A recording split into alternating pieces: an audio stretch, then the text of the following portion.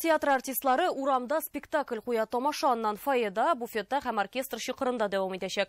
Шундый үзенчәлекле идеяны бүген журналистларга тәкъдим иттеләр. Дәрсе гыйбрәттер театр проекты кысаларында театр репертуарына тамашачыга моңарчы таныш булмаган жанрдагы спектакль кертелә. Сәхнә күренешләре Камал театрының тагы нинди почмакларында урын алачак? Алдагы репортажда. Без сезнең белән бүген шул сихри дөньяга чумачакбыз. Камал театр артисты Ришат Әхмәдуллин тамашачыны фойеда ук театр тарихы буйлап сәяхәткә чакыра, әмма бер шарт белән. Тарих комачау иткәнне яратмый. Һәм төгәл менә шушы сәхнәдә фото-видео камераларыгызны куллануыгызны үтенәм.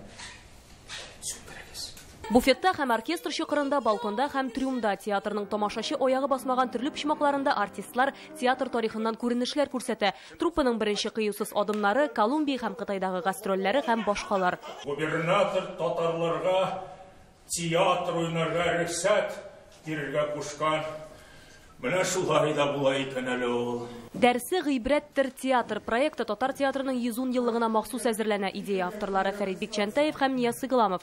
Спектакльне Илгиз Зәйниев куя. Артистлар өчен бу үстәмә җаваплылык ди. Тамашачы терәлеп тора һәм фальш булмасын өчен менә иң кыены шул булды.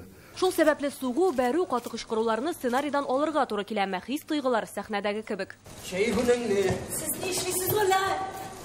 Илдә мәгәр бер сүз дәшмә. Халык урыс булса да, татарча аңламаса да ул бар, бер карарга килде театрга укырга түгел. Татар булмасаң да аңлашыла ди идея авторы. Контекстан актерлар уенынан уникаль премьерага 22 һәм 29 апрельдә көндезге 12дә көтәләр. Билетлар инде сатуда. Айгөл Бәдретдинова, Ләйсән Мостафин, Александр Лобанов, Яңа гасыр каналы.